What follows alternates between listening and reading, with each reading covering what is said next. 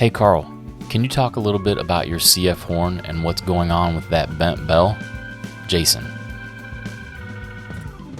Sure. I'll talk a little bit about my CFHorn and this crazy looking bent bell.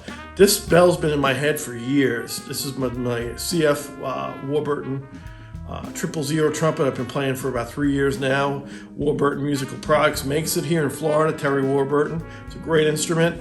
I actually trashed this bell, the original bell, this bell, coming off the stage at the Garden one night. I trashed it and that bell had to come off to be fixed. And for years I always had something in my head of Dizzy Gillespie used to say, with the tilted up bell, he heard himself better. And being in a lot of venues where I don't hear myself, I'm like, I'd like to try that out. However, I also did play a couple dizzy horns, and I just didn't, it was always too far away from me. And I didn't feel like I could get the circumference of the bell, the full circumference of the circle back, feedback. It just seemed like it was closer, but it was shooting a different way and projecting a different way. And also with Billy, when I'm on Billy Joel's gig, I have a friend of mine, Mike Del Giudice, guitar player in front of me. I want to play over his head, but I still want the horn to kind of bend back down and project. Same thing when I aim at Billy. I don't want to aim at his ear. So I figured having a double bend, almost like an elephant trunk. If you look at elephants, and when they're blowing their horns, the original horn players really, it goes up and bends down.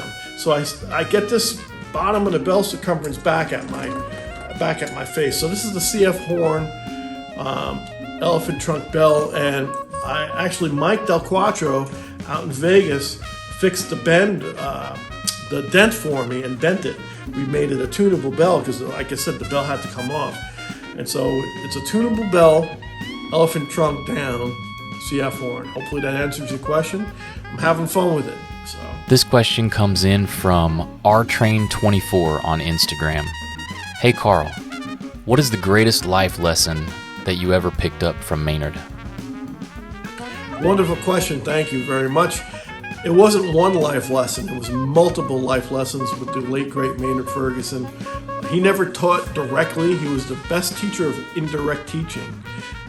So it could be as easy as how do you negotiate a decent meal at a truck stop when you're doing a hit and run on a bus, or it could be how switching from trumpet to trombone or valve trombone on a gig, how you shouldn't let that affect your chops because you're always going to know where your trumpet chops are. Play through the pain. That was one of the things he said. So it could be as easy as just watching him play something in a passage, or as crazy as looking for food at a truck stop, which we know, sometimes not the healthiest choices. Our favorite was Fritos, and Fritos with a little queso at like 2 o'clock in the morning. That was always a healthy one with a little beer. That was always good. And wow, Fritos. Hopefully that answers the question. That's my cheap Maynard impersonation. We'll catch you next time. Thanks for the question. And later.